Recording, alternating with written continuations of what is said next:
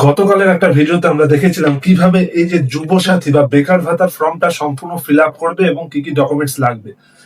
সেই ভিডিওতে কিন্তু তোমরা অনেকেই কোশ্চেন করেছো, এই ফর্মটা তোমরা কোথা থেকে পাবে, কোথায় জমা দেবে, কোথায় ক্যাম্প বসবে তোমাদের, কারা কারা ফর্মটা ফিল আপ করতে পারবে, এরকম কিন্তু বিভিন্ন কোশ্চেন করেছো।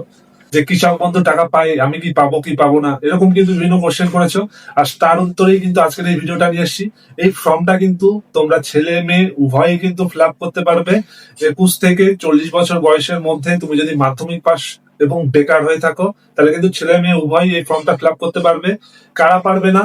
যারা কিন্তু সরকারি অন্য সুবিধাগুলো নিচ্ছে, যেমন লক্ষ্মীর ভান্ডার, বিধবা ভাতা, এরকম যদি কোনো সুবিধা থাকে, সঙ্গে কৃষক বন্ধু প্রকল্পের যে রয়েছে, এরকম যদি কেউ টাকা পেয়ে থাকো, তারা কিন্তু পাবে না।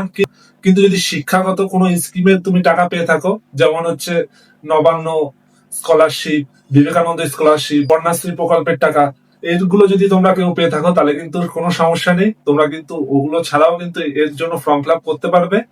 আর এই ফর্মটা তোমরা কি করে সংগ্রহ করবে, ফর্মটা কিন্তু আমি ডেসক্রিপশনে লিংক দিয়ে দেবো, সেখান থেকে কিন্তু ডাউনলোড করে নিতে পারবে, বা যে কোনো অনলাইনে দোকানে গেলেই কিন্তু এই ফর্মটা এখন পাওয়া যাচ্ছে, তোমরা কালেক্ট করতে পারবে।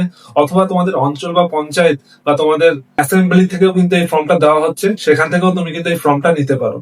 আর এই ফর্মের সাথে তোমাদের কি কি ডকুমেন্টস লাগবে সেটাও বলে দিই। এই ফর্মের সাথে তোমার আধার কার্ডের জেরক্স লাগবে, ভোটার কার্ডের জেরক্স লাগবে, তুমি যে মাধ্যমিক পাস করেছো মাধ্যমিকের অ্যাডমিটের কিন্তু একটা জেরক্স কপি দিতে হবে, সঙ্গে মাধ্যমিকের মার্কশিট অথবা সার্টিফিকেটের একটা কিন্তু কপি দিতে হবে। আর যেটা আউটডোর সার্টিফিকেট রয়েছে, একটা হচ্ছে ব্যাংকের পাসবইয়ের প্রথম পেজটা একটা কপি তোমাকে দিতে হবে, সঙ্গে তুমি যে কাস্টের সেই কাস্ট সার্টিফিকেটের কিন্তু একটা কপি দিতে হবে।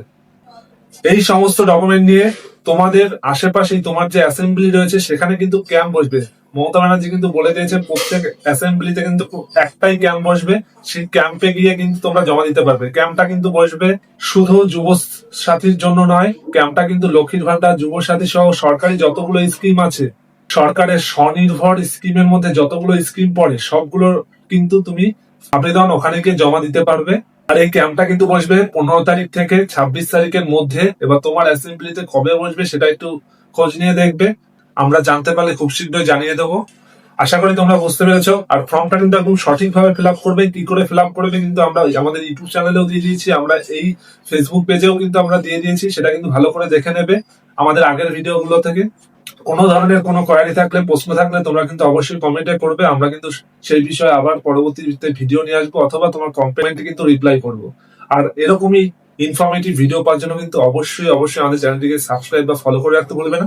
আর সবাইকে এই তথ্যটা শেয়ার করে প্রত্যেকে জানতে কিন্তু সাহায্য করবে।